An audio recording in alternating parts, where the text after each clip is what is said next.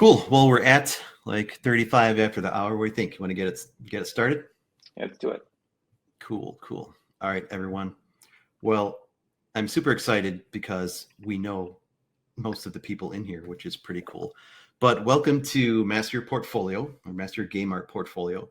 And if you're not familiar with Chimirus, a little bit about us is like we offer video game art career coaching and training for like aspiring artists all the way to like professional game artists so they can reach the next level in their career.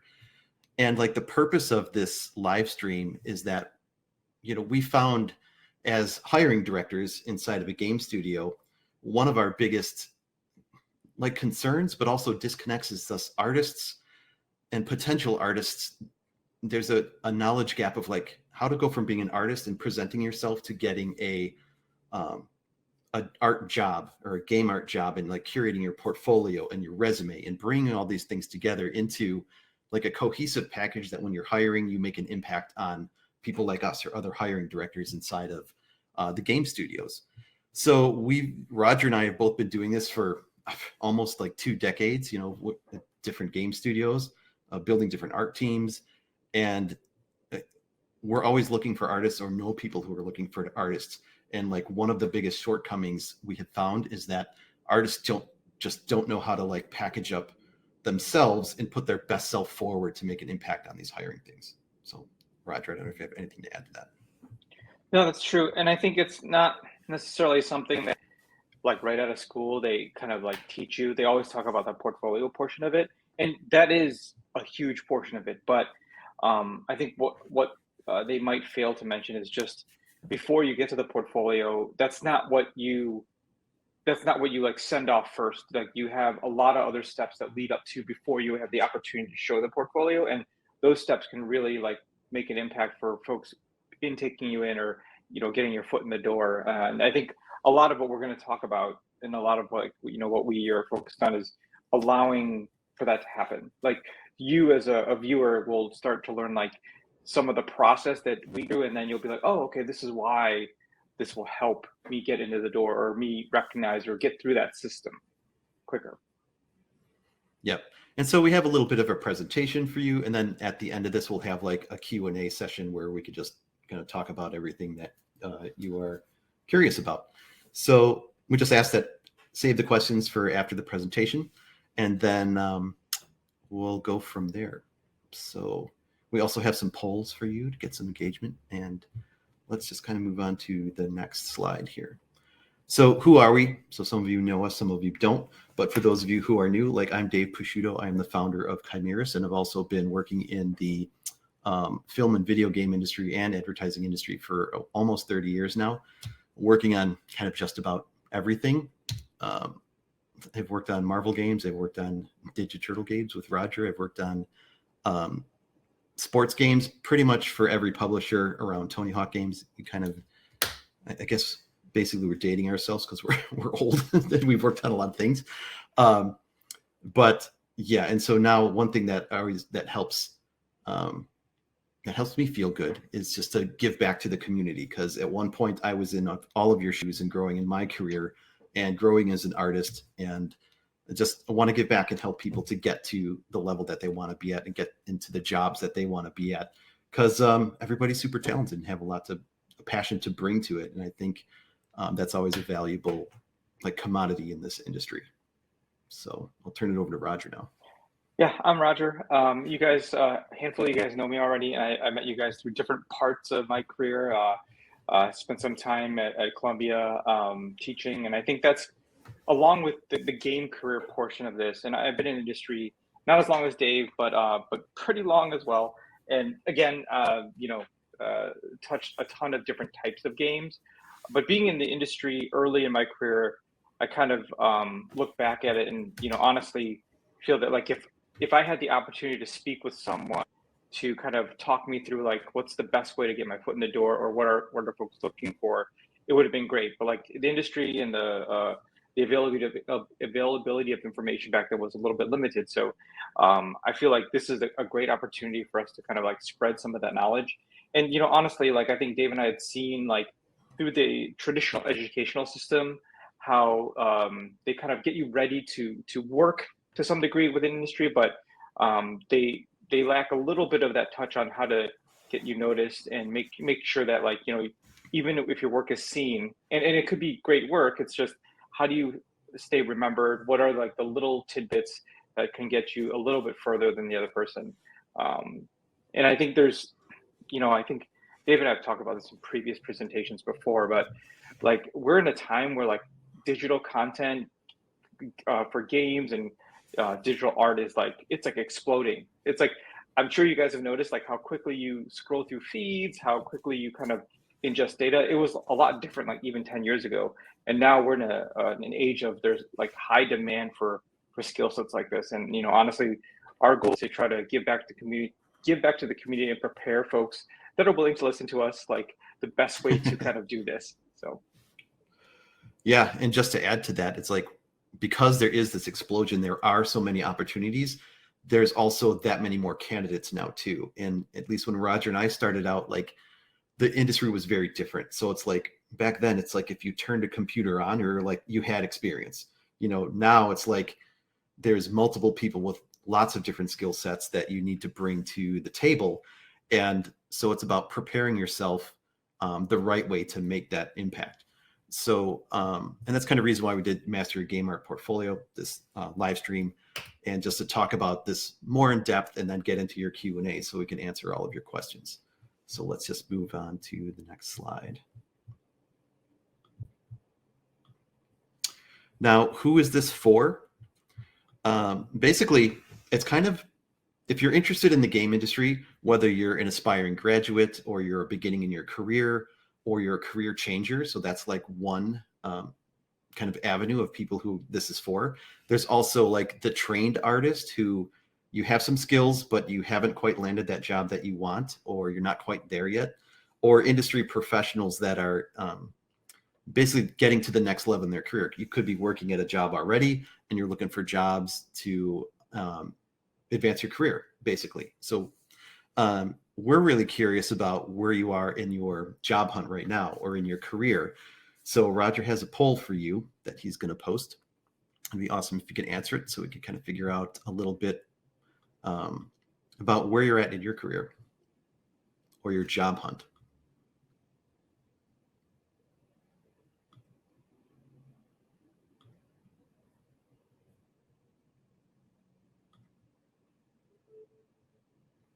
Cool. So we've got some aspiring graduates. We've got some trained and applying, which is cool too, and industry pros looking for new opportunities, which is great. That's exact. Everybody's here who we want to be here. So yeah, and as we talk about this more, because of the competition, because the amount of people that apply for jobs, like you have to apply a different strategy to get these roles now. So moving on, I'm going to turn this over to Roger to talk about how hiring works inside of a studio. Yeah, so I think this is something that I actually never knew like how it worked. I just assumed the job showed up. Somebody told somebody they needed a resource and the job gets posted and you apply for it. But being a part of the process for the last, I'd say maybe like 10 or 12 years or so, after I got into a little bit of leadership, and I think Dave's also been in the process on a daily basis, probably a little bit longer than I have. You guys can see on the far left side, it all starts with somebody on the art team, usually the art lead or the art director of sorts, saying that, oh my goodness, we need a 3D artist and we need a VFX artist and we need, you know, a UI artist or something.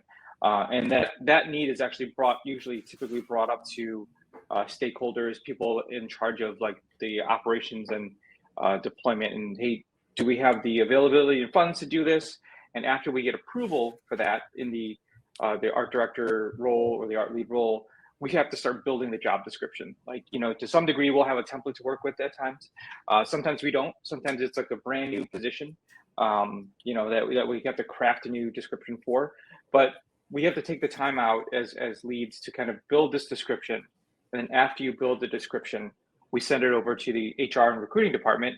And then they start vetting it out, making sure that our wording is right, making sure that everything that we illustrate is covered, kind of helping us massage a little bit of it just to make make sure it's easy to read and the folks that are applying are the right folks. So after they get the job description from us, the roles that we need, it gets posted. So it gets posted like either on our website, either on like LinkedIn, on other websites that you might have to post, like the Indeeds and stuff like that. It gets posted there, and then you start seeing applications come in. Now, this is the thing that's a little bit more unique about the way it happens now. And this is one of the things that back in the day, it was like, I remember when I first got hired, I submitted my resume as a piece of paper. I Right. sent a letter, and then they called me in. I brought my portfolio and walked into the office and met folks and talked to folks like that. And I think there was like a glimmer of email in there, like, come into our office and meet us. Come into the office, do all that stuff, meet and do all that and leave, and you may get an email response later. These days, if you apply for the job posting, you go into a system, some type of HR management system where they like start grouping all the candidates that you applied for, like if you're a 2D artist, 3D artist, UI artist, and then that goes back into HR. So once you apply, we don't see it right away. It goes into HR and recruiting, and they start vetting out and like pulling folks into the right pools and right candidate slots, so that when that's ready, they'll reach back out to like somebody like myself or Dave to say, hey, we have applicants that are ready for you to see. So can you take a look at these folks, tell us what you think, and and then we'll start working back and forth with HR to kind of vet the candidates, and it goes into a circle. Now the thing is, it's like once you kind of like set yourself into the system, there's a lot of little opportunities you can do to make yourself stand out, kind of make yourself noticed and whatnot. And I personally, and here's a little quick tip, I personally feel like if there's ever an opportunity to kind of stand out when you're put into a computer system, is if you have the opportunity to write a cover letter, say a little something about yourself versus just submitting your resume. It goes a long way, because it kind of shows me that this person's read the description, they're passionate, and they want to tell me a little bit about themselves. Because the one thing that Dave and I've noticed quite a bit is when you work in this industry, like getting along is pretty important, and understanding like who you're working with is actually really important. So getting to know somebody like off the cuff, like with a little bit of a letter, a little bit of description with why they're passionate about this opportunity, goes a long way for us when it comes back around, for us to say, all right, who do we want to talk to? Oh, this person made a great impression on me. Because everybody's got like a list of the career experience they have, and folks do have portfolios that go with it too. But like if you have that little bit of a cover letter or a little bit of extra, it always kind of helps. The other thing I was going to also mention that we've seen a lot in this ATS system, if it says to put in a link for your portfolio, make sure you put in that web link. We've had a lot of folks in our system, when they go through the ATS system, they come to recruiting, we literally say, if they don't have a portfolio, you have to decline them. Just because there's so many folks that go through here, it's like, just send them a decline, because they didn't have the ability to show us their work. After we've seen, even if they have a couple, it's like, if you have a cover letter and a resume, no matter what, and this is one industry in particular, like the work speaks for itself. Like I like oftentimes, if we have a candidate that HR says meets our requirements, oftentimes Dave and I don't even look at like the name yet until we see the portfolio to some degree. Yep. The cover letter will get you noticed, like, hey, you should look at this person. HR always say they wrote something about themselves, you should look at this person. But yeah, those are two little tips I think that would really help. Yeah, and a quick thing about like the applicant tracking system. So you might hear of these ATS systems or applicant tracking systems. It's basically just a piece of software that helps HR and recruiting to post on all the things. So in the map here, that job description that's written by us basically gets put into the system, and that system pushes it out. You like connect like your profiles to different places, and then it auto posts it to like all of them. So it'll post to LinkedIn, it'll post to Indeed, or wherever that they have them set up. And then it manages all those applicants.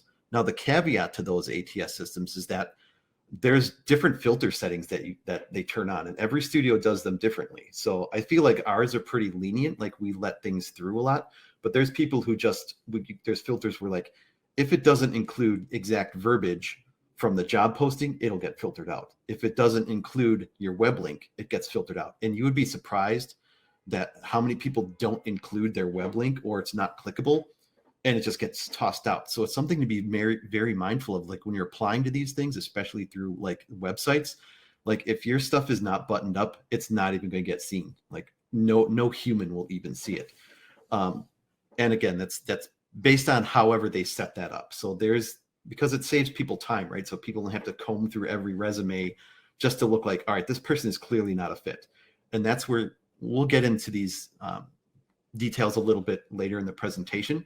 But it's just the importance of those applicant tracking systems and like how you set your stuff up makes or breaks if you're even seen or not. So it's just super important. Cool. I think next slide here. Yeah. So I think once you get through the system, and it's like, once you kind of know some of the tips and tricks to do, like there's a good opportunity if your work is right, your experience is right. And this is the one thing is the key to hone in on. When you read a job description, there's a little bit ahead of this. If you read a job description, you want to make sure you do match that. Like, I will say this, like there's certain folks that we've seen in applications where they'll apply for an art director role and it says you need like 6 to 7 years of experience, and they're right out of school. Not saying somebody that right out of school doesn't have the talent, but like likely they won't get reached out to because they need that years of experience, the visual knowledge, like some of the hierarchy of like how a game is built. And then that kind of shows the folks looking at it, it's like, oh, they didn't really pay attention to the job. Don't mass apply. Like really take a minute to look at what the job description is and if it fits you. And even if it doesn't, like even if it's not 100%, you could always, there's always ways to reach out. And we could talk about those little tips about a little bit later in terms of like where that might fit. I actually have talked to a handful of folks about that. Like folks have reached out to me a little bit on the side about, does this fit me? Do you think I should apply for this? And like, again, we'll talk about that later. But when you get your first opportunity, your first contact, it'll usually happen in email. There'll usually be an email that gets sent out, and it's most likely going to be from the HR department, recruiting department, saying that, hey, we really like what we saw. We really liked your resume. We really liked your portfolio. Do you have time to connect? And that first step, likely, most often, in at least in a studio that I work in for the daytime, our day job, you'll go into an HR screening call. So that'll be the first contact you have talking to somebody that's likely not going to be on the art team or development team necessarily. It'll be somebody from HR and recruiting, kind of just to make sure that, like, they connect with you, that your expectations are set, like, if you're available for work, things like that. A lot of logistical stuff. They'll kind of like talk more generally about your skill set and tell you about the role to make sure that you're a fit to some degree. After that, say things work out really, really well, at any point in time in these steps, you're likely going to receive some type of art test. It's pretty industry standard that in games and most visual studios, folks that are working in like digital art and things like that, you'll likely be required to take some type of art test. And that's not to say that like folks don't believe you can do it, but like we want to see honestly like what the process looks like when you do something. It helps like the hiring managers and the team that you're applying to see like what the steps are, like how you approach something, and it's just a good way of making sure that everything kind of lines up nicely. You'll like I said, like in any one of those steps, you'll likely get a test, whether it's after the HR screening or it could be in the next step after your HR screening goes well. You could be meeting the team to some degree. Like we typically do it where after the screening, you'll talk to folks on the team more specifically about the work that you'd be doing in that position. It'll go more into detail about things like what the day-to-day would look like, what softwares they would be using. You'll probably get questions on like what your process looks like, what your day-to-day typically was in previous jobs, things like that. That's the point where you're actually getting to know the team, getting to know you, and then you start kind of building that connection. I think for me, that's like the really important part. I in my role currently in my day job, I'm usually in the final stages, but a lot of what I'll do is ask to the team, hey, when you met X candidate, how did you feel about them? Did they feel like they would fit in with the team? Did they have the right skill sets? Did they show any kind of red flags? Did they show any like pluses that we didn't consider? I'll ask a lot about that before we even go to the next stage.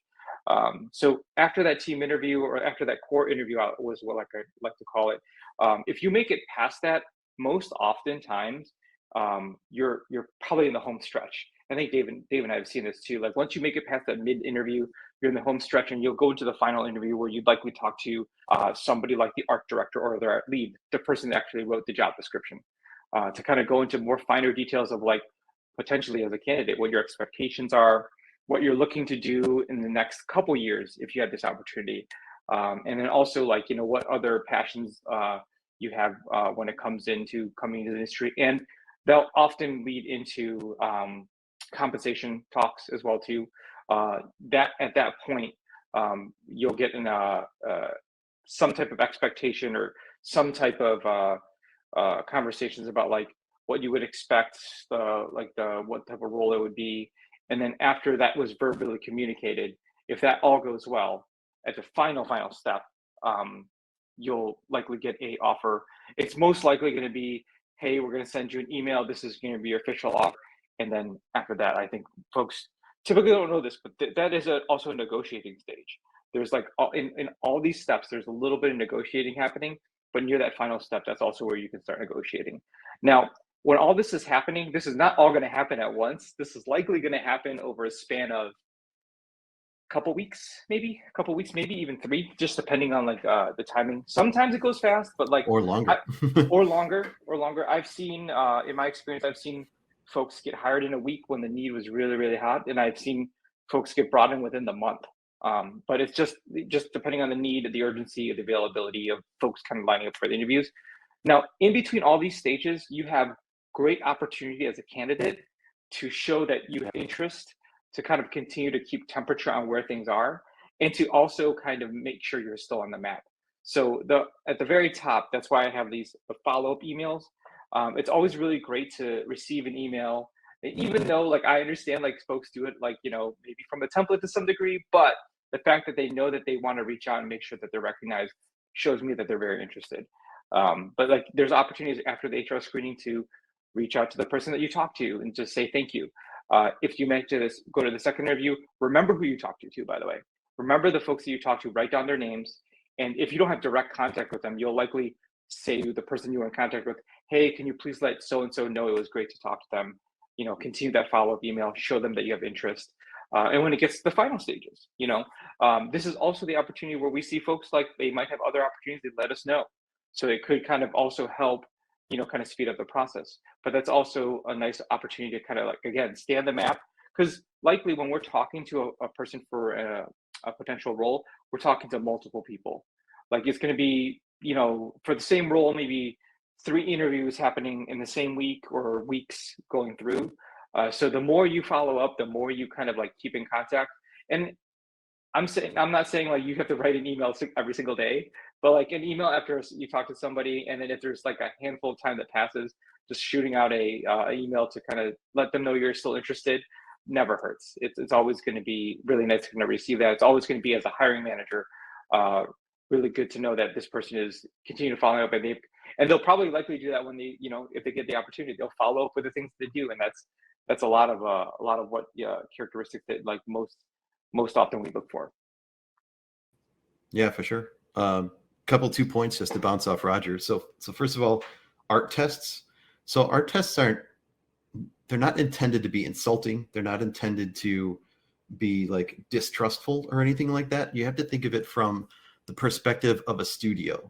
Like, so let's just say that there's this particular role is like, just say it's like $50,000 a year, $50,000, where, if you just take an average lifespan at a game studio, which could be like 3 to 5 years or something. So that's like $150,000 plus that they're looking to invest into a candidate.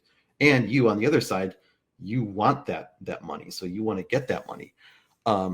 So they have to, due to the nature of how things are made these days, like they need to test you specifically on something that is applicable for the project that they're working on, and to see how you work, because they don't want to pay for that on the job. And then if it doesn't work out, it costs the studio like, $50,000 just to test you, to see if just to pay for your like real live test.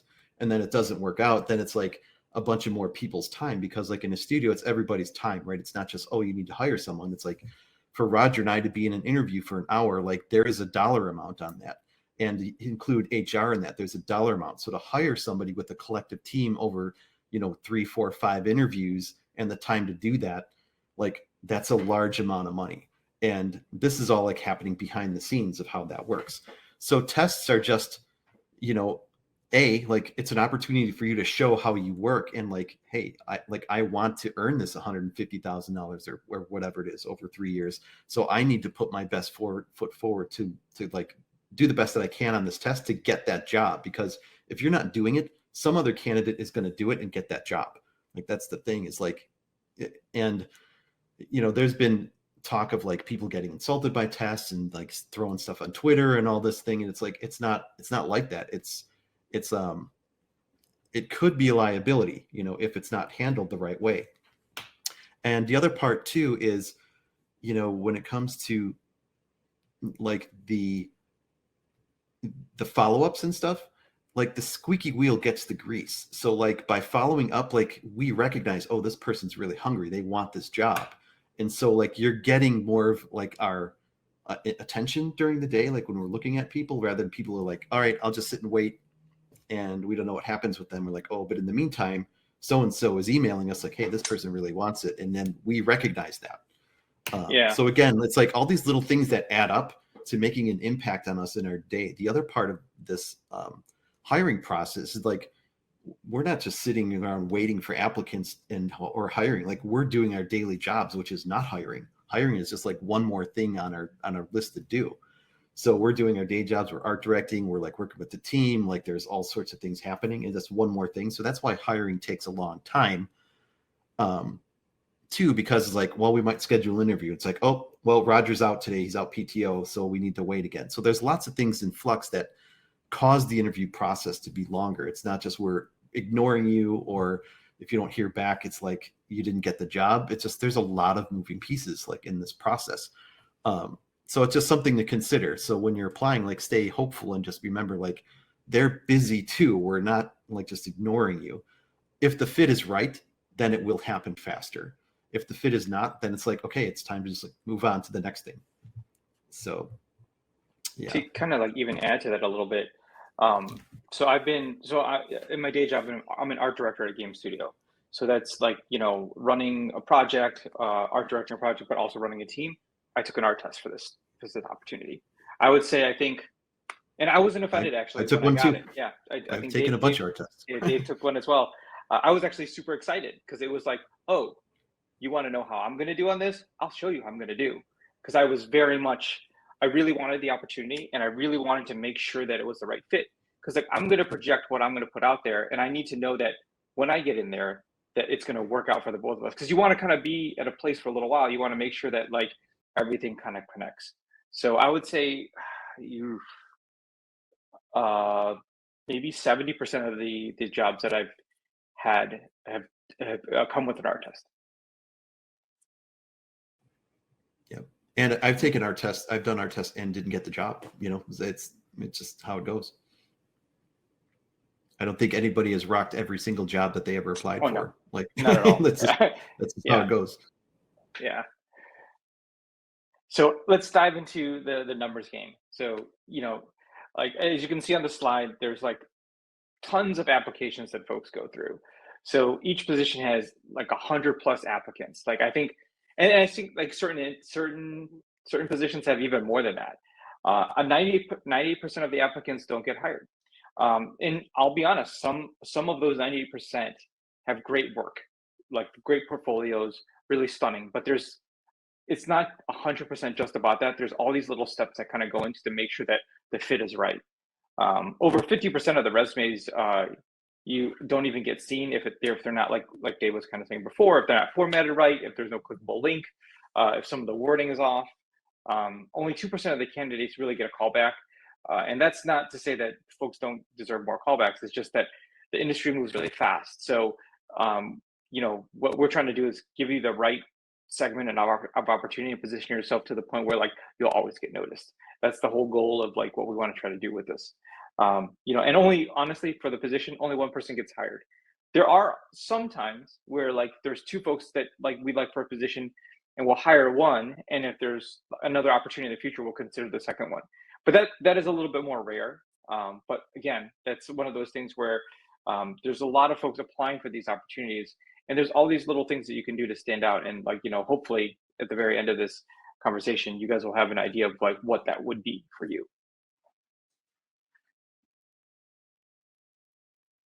So here's just a little example of the kind of stuff that we see in terms of the job posting. This is a system that we use internally in my day job to kind of look at how many total applicants there are, and then how many new applicants there are, and then how many are actually active, have made it through the sifting system, has continued to follow up, has that follow up doing the test, and has made an impression. So you guys can definitely see that the numbers are lower to some degree on that sense.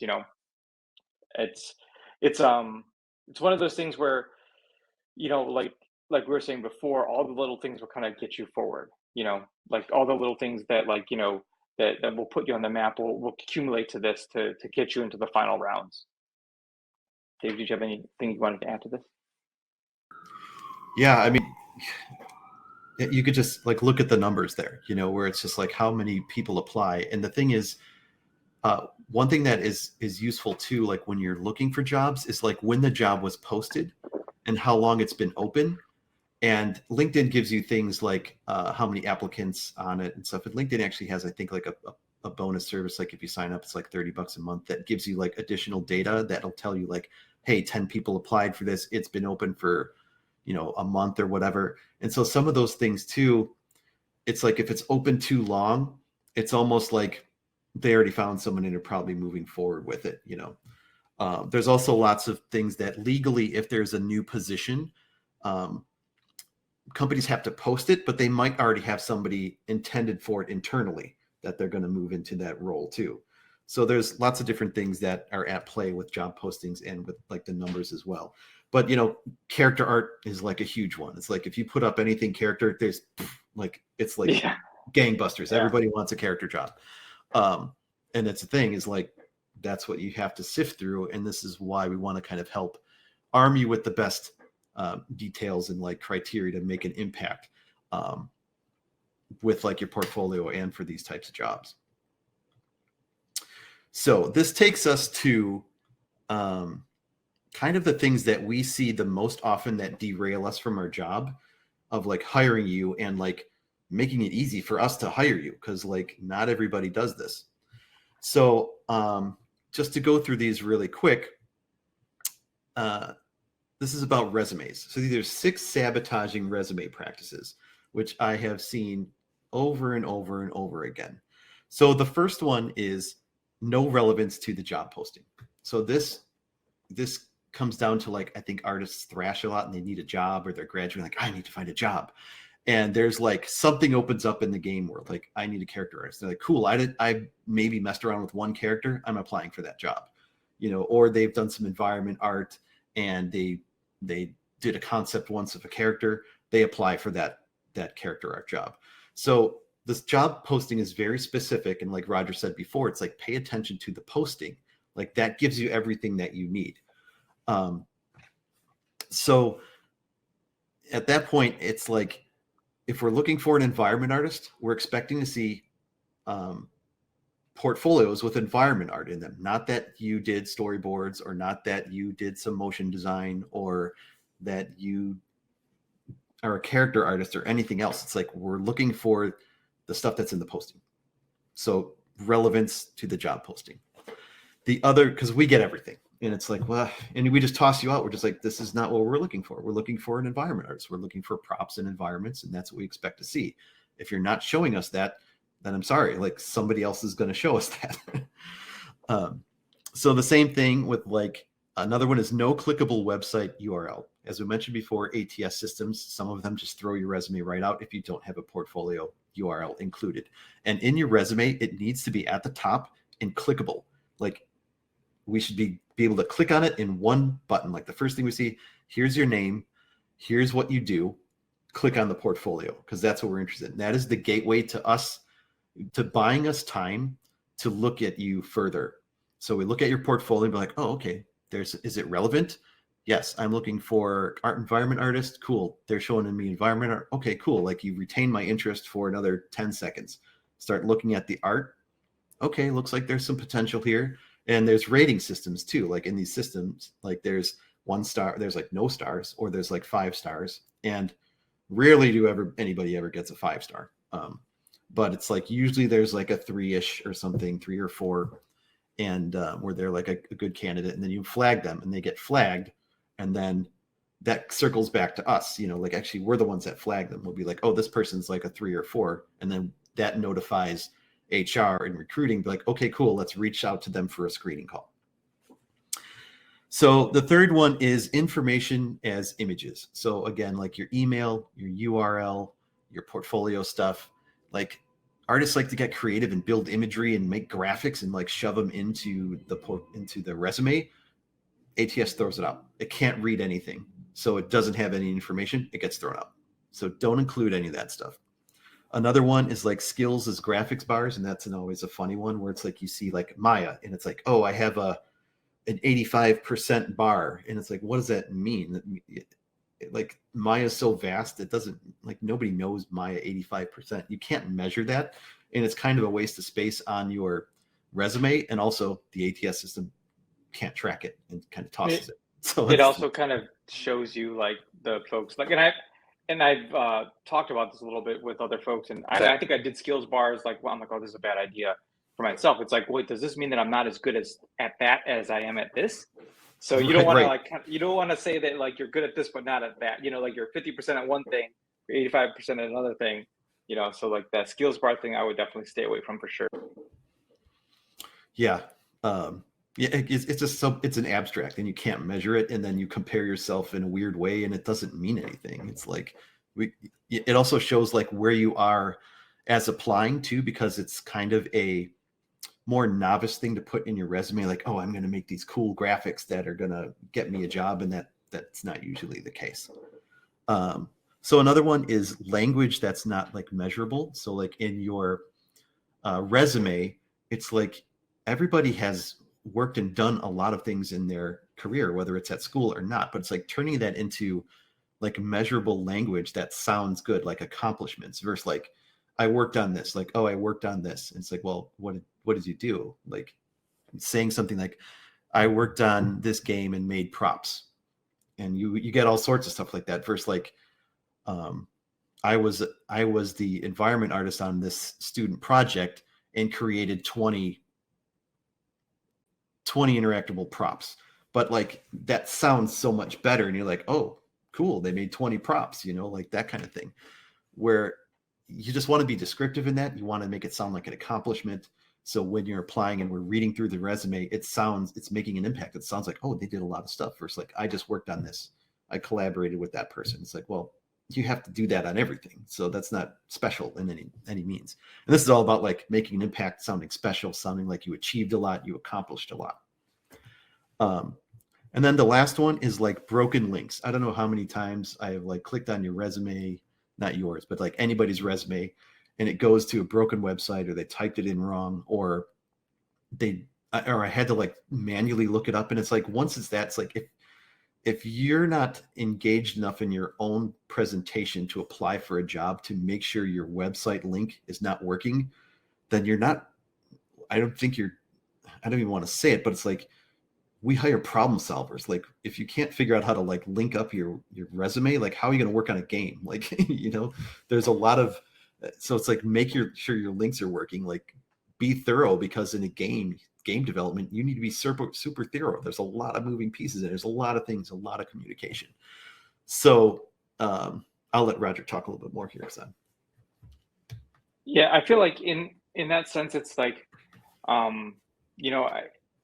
whatever you do, like double check like all the time. I made plenty of mistakes in my life when I was younger applying for stuff, even when I do like work that's maybe not artistic. So like I think that's one of the cruxes that I had when I was younger, is like the things that were like not art related I focus on, but like I didn't realize at that time that like, this also kind of shows your characteristics as a employee, as a contributor. I'll give you guys an example. I used to not really care about spelling too much. So like if I misspelled something, it didn't matter to me. But, I slowly started to learn if I misspelled something, folks probably thought I was careless or I didn't really care to figure out like exactly what I wanted to try to say. Or it kind of showed that like I lacked the education to kind of like look into it. It's the same idea with like the like vetting out your resume and the broken links. It's like we want to know that you guys care. So if we know that everything is set up the right way, then it kind of easily puts you into the step forward. Yep. So now the 6 common problems with portfolios. So these are the things that we found all the time with portfolios. Now, the first one is probably the one we get the most, where it's like the focus is not clear. So again, if we use a character artist or environment artist, like we start getting portfolios that have like everything in them, where it's just, it doesn't look like your focus is environment art or character art. There might be like concept art thrown in there, some this and that, and like all these different things. And it's just like, what do you really like to do? Like, what do you want to do that like corresponds to this job position that you're applying to? Because that's what we're looking for. And most artists, a lot of artists are interested in a lot of different things and do a lot of different types of things, or like to do a lot of different things, which is totally fine. But the portfolio needs to have like, a bulk of it be towards what you're marketing yourself as and towards the job position. So again, UI UX artist, it's like if you're going into that, like your portfolio should mostly have that stuff. Doesn't mean you can't be interested in anything else. It's just your portfolio has to show most of that. So another one is, the work is not relevant to the job posting. Again, it's the same thing. It's like we're always getting people just applying for positions that they're not quite qualified for. Their portfolio doesn't have the art that is geared towards that job posting. It sounds like very common sense, but this is probably one of the number one things that how people get rejected. It's just like, show me the UI UX art, show me the character art, show me the environment art. Don't show me anything else. Like we're looking for an environment artist. So the other part of that is like showing unfinished or low quality work. So your art station or your portfolio should have mostly finished type pieces in it. If you want to do sketches or like experiments, work in progresses, all that stuff, save it for your social post. Like that's a great opportunity for that. It's great to get feedback on those things and to, help build your social profile. But when you're applying for the job, we expect to see relevant artwork and show your process too. Like if you're in 3D, it's like, well, and you're doing modeling, it's like, well, we need to see your mesh. We need to see your UVs. We need to see your textures, your materials, your breakdowns, like how you made this, because that's what you do on the job, not just a finished model. Because we're just like, yeah, what does it look like under the hood? Could it perform? Like all those different types of things come into play.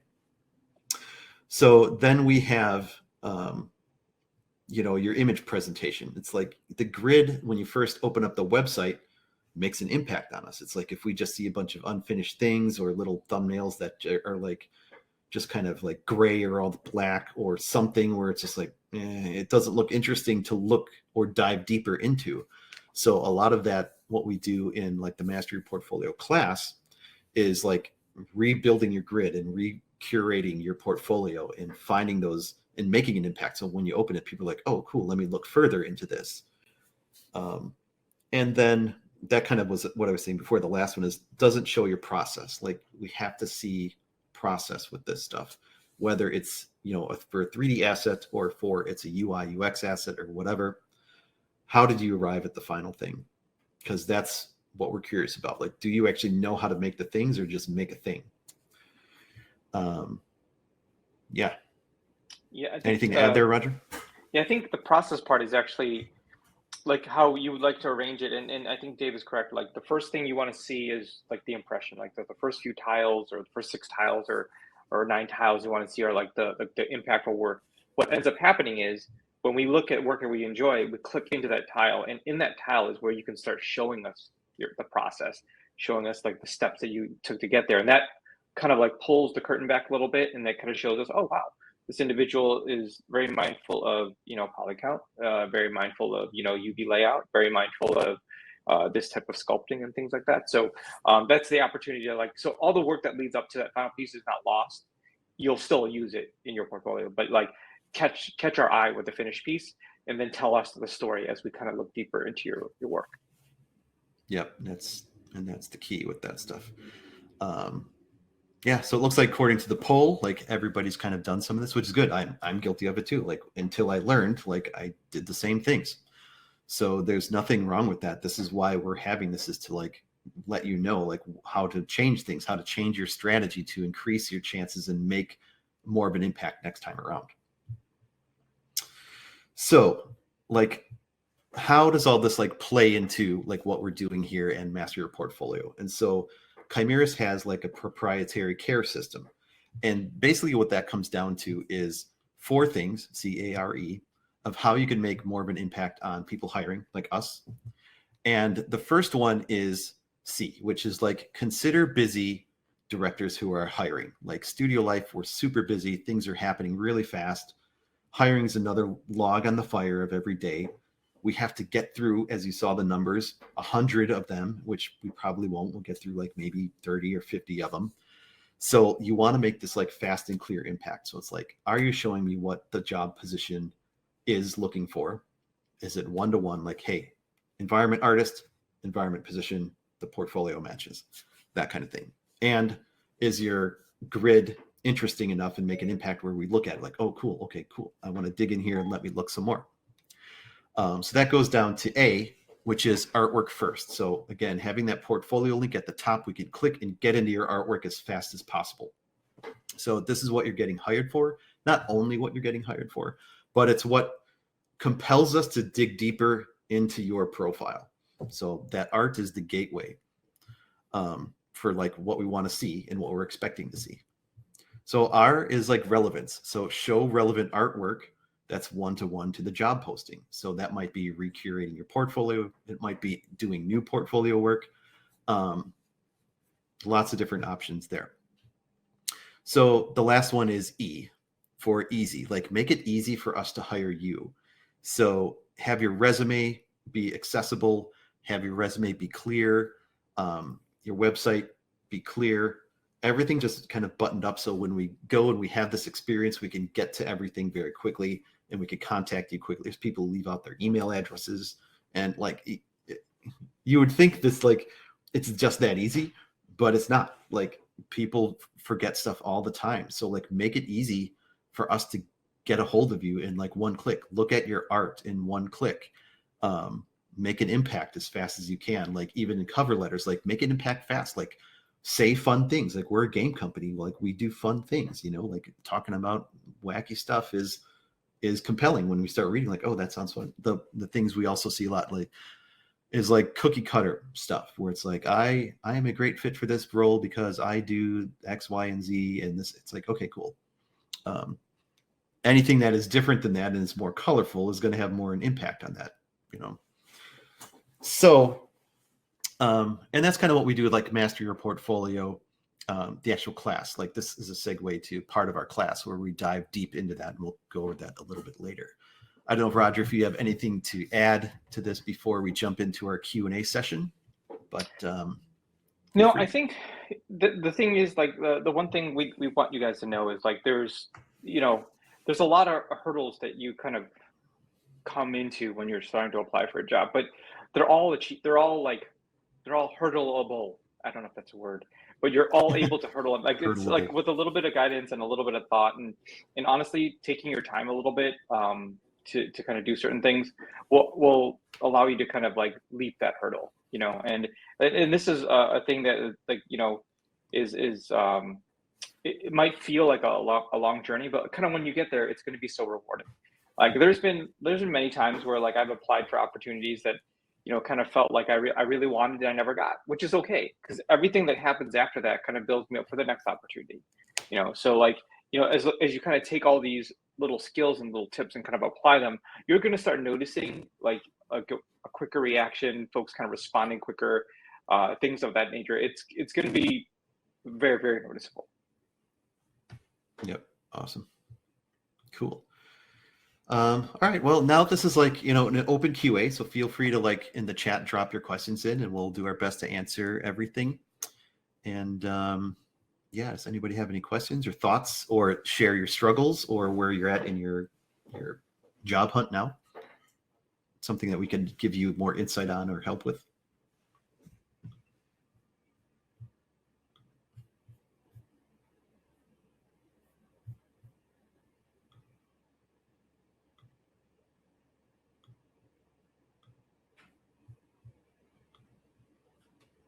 season. So Kevin's got a question. Roger, you're muted. Oh, Kevin says, after landing that first job, what's the best way to stay passionate and avoid burnout? The one thing I will say is, like, once you kind of get that first opportunity, I think it's really, really important to kind of set up, and this is hopefully something that happens with the person that you're working with, your manager or your lead, like set up goals for yourself, like consistently always kind of talk about where you want to go next. Always make sure you spend time fulfilling what you're asked to do, but like always kind of look forward in terms of where else you can contribute, where else you can kind of add to the team. Where else there might be opportunities to do that as well. So keep the conversation open. I think that's one thing that I do in my day job all the time. I ask artists, like, aside from how their day-to-day is, I'm like, where do you want your half year to be? Where do you want your year to be? Like, where do you want to be in like a couple of years? I think that's really important because, like, there's a lot of knowledge that we see and that we want folks to kind of continue to kind of grow with us and whatnot. Most companies don't hire just to hire. Most companies these days want to hire to retain. So making sure you kind of keep that conversation open always kind of helps too. And continue to also talk to your fellow teammates to keep you inspired. I personally actually found, like, recently, to keep things passionate, like I'll like in my role currently day to day, I don't get to participate in creating as much art as I used to. But when I do have the opportunity to participate in things like Inktober, March of Robots, that always kind of helps me stay passionate as well. Keeps you fresh too. As an artist or as a creative, you always want to, like, sharpen your skills, keep that sword and knife honed and really crisp. So it's always good to kind of keep an outlook for those types of things. Yeah, and I think, one thing is there's at work stuff, like, how you want to grow your career and other roles that you might potentially grow into or things that you're interested in. Like, one thing that I've learned is, like, it's not all inside of work. It's like finding work-life balance, like, outside of it. So things that you enjoy doing while you're not at work helps you to be not burned out while you're at work. So that's definitely something to consider too, finding like routines or finding things that like keep you fresh when you get to work and after work will help you during work, if that makes any sense.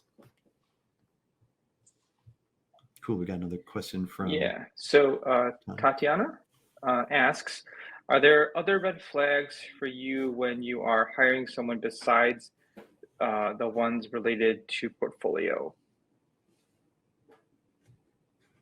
I have some ideas, but Dave, you can... Yeah, I have some ideas too. Like, some of it is just, we're looking at the portfolio, but it's like, if we get deeper, like we look at social posts and stuff and things like that, where there have been times where people are just like posting things that were like, this is kind of questionable, or might be against the culture at the company.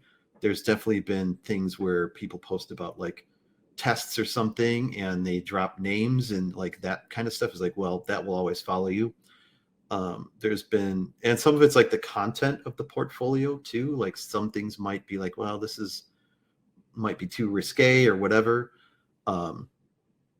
So, and some of the language too, and there's things that, like, in interviews, things that you say, like, interviewing is definitely like part of it. There's sort of like two components to getting the job. It's like, A, there's like your portfolio, and B, your interview skills. And it's like, if you didn't get the job, it's one of those two things. So it's like either the portfolio didn't cut it or you didn't get a job because of something that you said on the interview or your energy level or something. And I'll turn over to Roger for the other parts. Yeah, I think that's one thing to be aware of. There's like, and this is like a small little nugget, but like when you prepare for an interview or when you have the opportunity to get into the interview, like definitely take your time to prepare. What I like to do is to kind of, and this will actually impress the other person, is like, if you know who you're speaking with, try to do a little bit of research on them. Like, look them up online. They'll likely have a presence. Look up the history of the company you're applying for. Kind of know a little bit before you go in there. That always kind of helps make a good impression. Some of the red flags that we've seen is like folks that apply that have no idea what the company did or has no idea what it means to be a creative with history. They, like, you could tell they didn't care, and that usually kind of shows that, like, they probably don't really want this opportunity, even if their portfolio was really good. Like, it always kind of like helps when like you've done a little bit of research on like the place you want to go, because we want to know that you want to be there too. There's, you know, like Dave was saying, there's some personality things that kind of come through. We always offer people opportunity to kind of like talk through what they're saying, but like, you know, be mindful of like, you know, the room, the audience, I think like I like seeing folks that are confident, but we don't like seeing folks that oversell to some degree, because you are always going to be in a team environment, and like most often being in that team environment, you're always going to be contributing with each other, and like you need to know that there's a dynamic, a good dynamic when you're with other folks on the team. I think one of the things that we look for, that we ask, is like, will this person fit within the team that they're applying to? And you know, you don't want to give employers or potential hiring companies any reason to think otherwise. Did that answer your question, Tanya? Cool.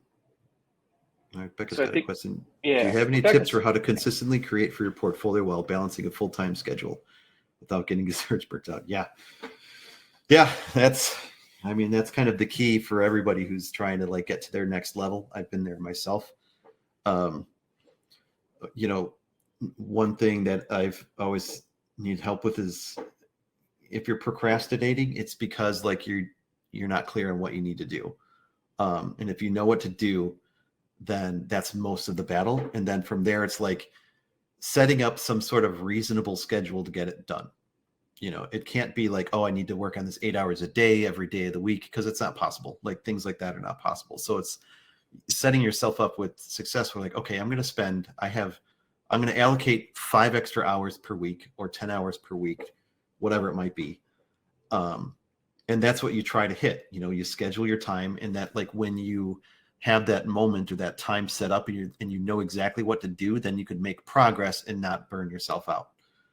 Especially because if you're working, you know, you're probably starting things at like, you know, 6, 7, even possibly 8 o'clock. And it's like, you can't go till midnight. That's just impossible, you know? So it's not sustainable. So it could be like, all right, well, for this day at this time, I'm going to put in an hour and a half worth of work. I'm going to try and get this part done for today, you know, and then maybe take a break the next day. Like setting yourself up with realistic goals and expectations for your week will help you to not get burned out, but make some progress.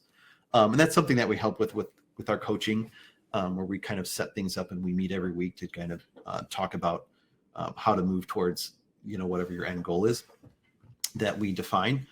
But yeah, it's just managing your expectations, and also like understand that it is like, it's not easy to do. Like the people who we do coach, it takes energy, but like we're very proud of them because like they do commit to it and like they do work on it, but it's manageable. Like, you know, and some are overachievers and they're like, oh, I'm going to do this and I'll spend all this time, and some do and some don't, but that's okay.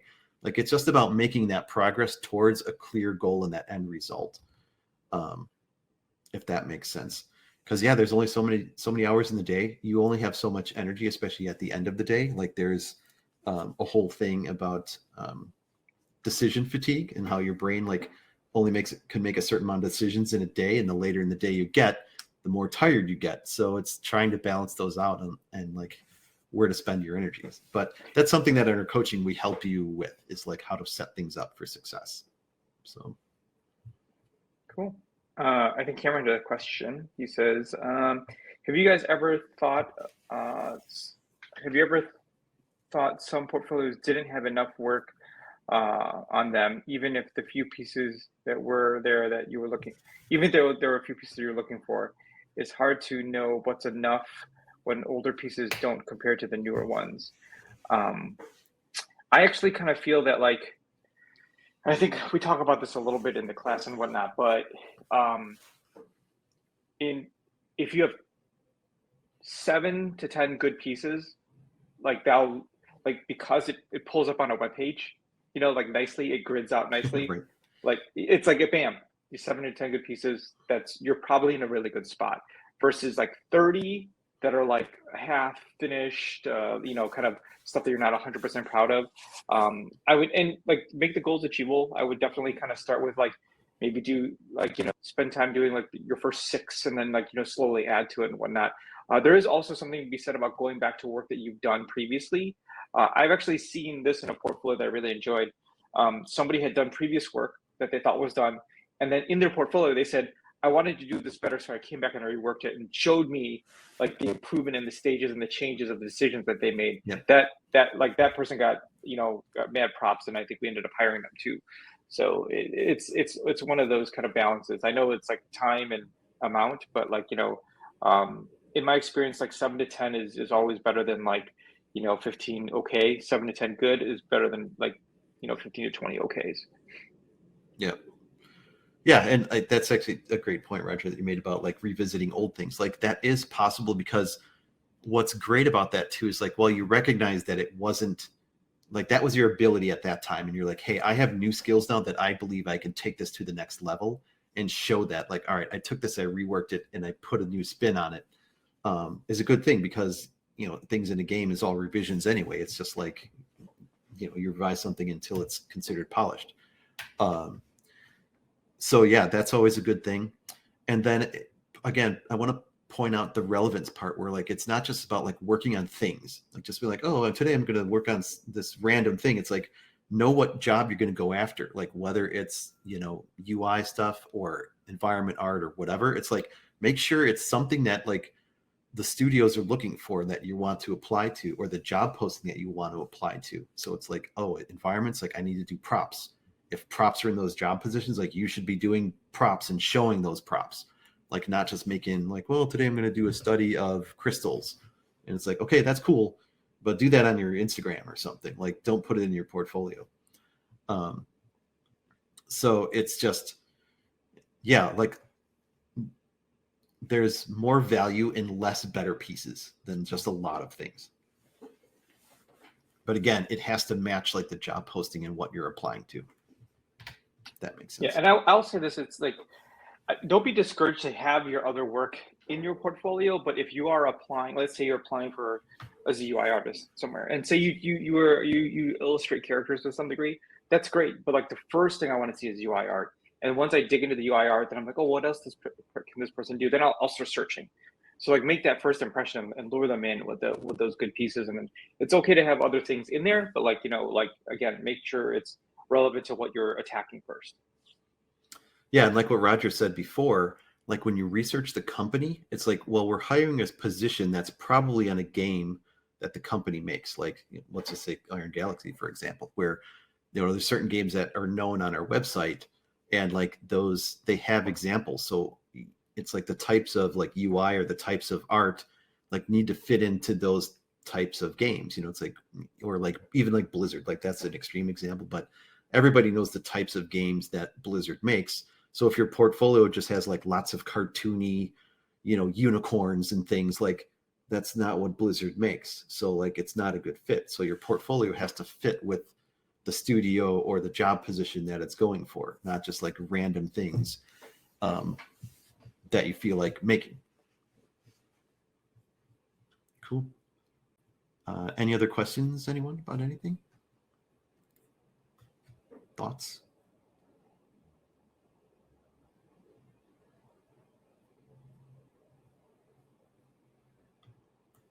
Is it ever too late to get into the industry?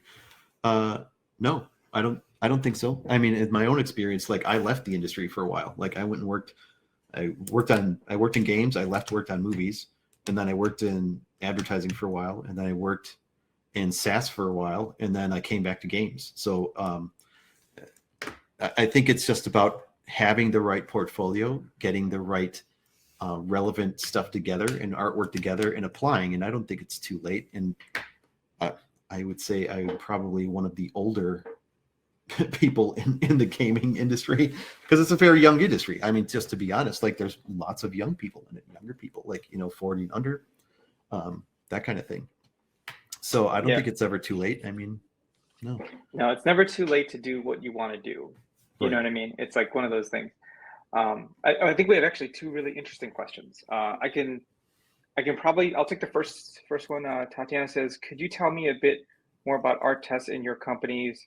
How much time do they usually require? Do you give some midway feedback, or is it like if the art is finished or if it's not finished? I am asking because in our company, we also try to find out how an applicant responds to edits. So in the company I work for during the day, we usually require like a week or so. Like when we ask somebody to do an art test, it's likely going to take them a week and maybe some change. But usually it's not like the whole week. You're not working 40 hours. Like the expectation is the test is crafted. So you maybe spend like a few hours a day or maybe like an hour a day to do that. And like, and we'll often ask, hey, let us know when you start so we know like how long it took. And we've had folks come in and say like, hey, I started it, but like a life thing came up. Just let us know. And we're totally okay with that. It's like one of those things where we understand most folks that are looking for their potential dream opportunity have other things that they're doing during the day. As long as you kind of keep the folks informed of what your status is, it's usually okay. We usually don't require more than like, I'd say like maybe 8 total hours worth of work within a test, maybe a little bit more. And in terms of the feedback, what we typically do is when we present and we have the test, the candidate that gets the test usually will present it back to us in the next interview. And what we like to hear is like what their thought process was. We'll have questions and we'll ask them, if you were to do this differently, what your thought process was building this. We don't often have folks kind of do the feedback back and forth. There have been some folks, and this is actually really impressive, where they've done a test and we've given them some feedback and they're like willing to go back and retouch it up or do a little extra. That actually shows me a lot of motivation, and that keeps them on the map even further. Because what folks might not know is that even when I was doing art, and even our super talented artists in the company I work at right now, they'll submit art, but it's usually not the first thing that goes through. It's not like the done stage. You get feedback, you iterate on it, you polish it. You always have to be open to feedback. You always have to be open to trying to kind of level up to that next level. But folks really like seeing that. Like hiring managers really love seeing that kind of motivation. And even to this day, I take feedback on anything I do. I'll ask Dave like, hey, what do you think I should do to improve this? Like, you're never too old to get feedback. You're never too long in the industry to kind of keep that in. Yeah, that's definitely like probably the number one point. And like Roger said, like on the job, like there's like no piece of art that's submitted the first time. Like it's like 99.999% of the time that it is getting revised on. And you have like professionals who are very seasoned doing the art. It's just that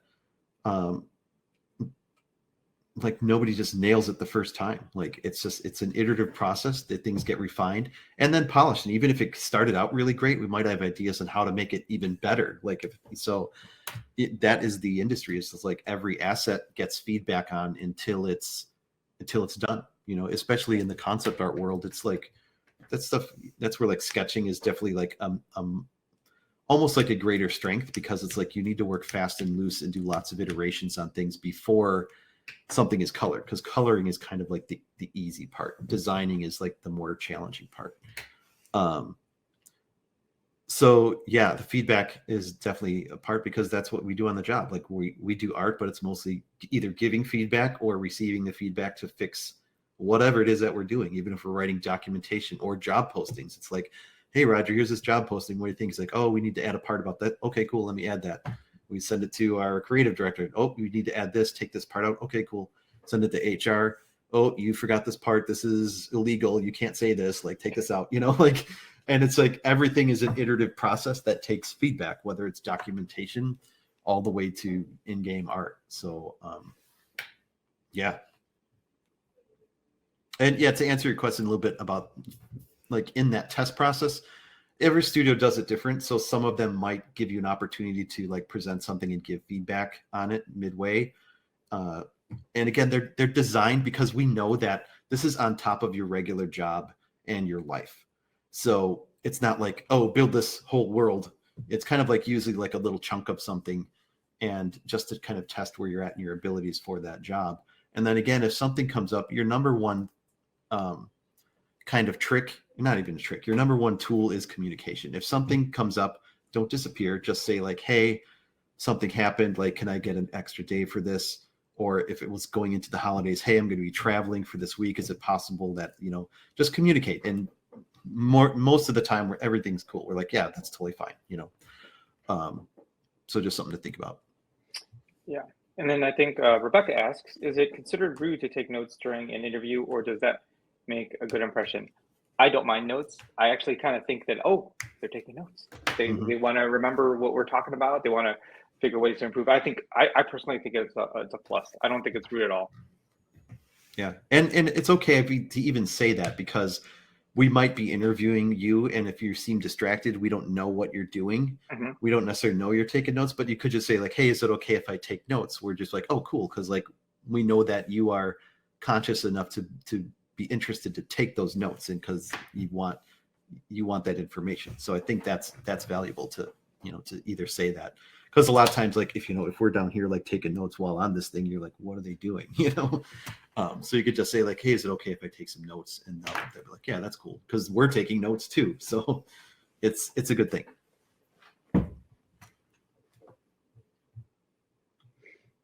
Cool. Any other questions? I don't think so. Last minute questions? Because we're just a little bit over on time, so I just want to. Yeah. Awesome. Well, basically, this live stream is what segues into like the Master Your Portfolio class, which is kind of what we're launching next month. And that is basically going to be a 4-week class where we actually work with you to go through your resume, and we build everything out with you. I know some of you actually done this before, but share the link here, and then I'm going to share my screen. Oh, I just did the share on the thing, so it should probably pops up right there. Yeah. So, but they can see it. Yeah, you guys can click on it, which is great. Yep. I'll share my window here. And so this is a class that is basically designed to help you to put your best foot forward when you're applying for these jobs. It goes over all the things that we talked about and so much more. There's like so much detail in this class. So it comes down to like, if you're struggling to get your job callbacks because you're frustrated because you're not landing jobs, we have all been there before. Like, we know, since we're hiring now and we've been hiring, we understand what it takes. And, if you're not sure like what to include in your portfolio, if you don't even know how to like compete for jobs, or you're discouraged about that stuff, like we'll help you with that. We're going to help you to like craft your message as an artist, like who you are, what you market yourself as, how to prepare your resume, how to like write things as achievements, how to button everything up, even your cover letters and your LinkedIn, and then getting into your artwork. So how to basically take your portfolio and revamp it into something that makes an impact when we're looking at it. So, showing high quality art, and again, looking through your portfolio to show what's relevant for the job posting that you're going for. And then also practicing our CARE method. So this is, again, like more details on like your branding, more details on how to package everything up, how to apply to things, like how to set things up for, even we include now like little schedules and like a tracking sheet of like who you're applying to and like where you're at with that stuff. So there's some tools that are involved with it. And, basically, like Roger and I said, like we're kind of here to help. And like, we understand that this is a struggle for many game artists, and we love our jobs. We love the industry. We love that we're artists. And so we're trying to reach back out to people who are struggling with this to help them to try and get those jobs. And so like, building a portfolio experience that basically makes a fast, clear impact. So when you're applying, it gets through the ATS, or we also talk about networking techniques and how to kind of go in through the studio level, or using LinkedIn as a tool to connect with people to try and get your resume plugged in that way versus going through a website, because that is kind of like the lesser way that you want to do it. Like if there's somebody that or somebody that could plug you in, that is always the best way to do it. So like with this class, this begins April 7th in 2022. So that's basically like a month away or something like that. And so if you sign up, we have a coupon code for Livestream March where it gives you $50 off. And, if you're graduating school or you have a portfolio and you want to revamp it, that is definitely something that we can help you with. The other part of this is our coaching business is if you're not sure what you need to work on, we offer portfolio development coaching. We have some people who do that. We have some case studies on our website here. where we would schedule a call and we talk to you about like what your goals are for developing your portfolio.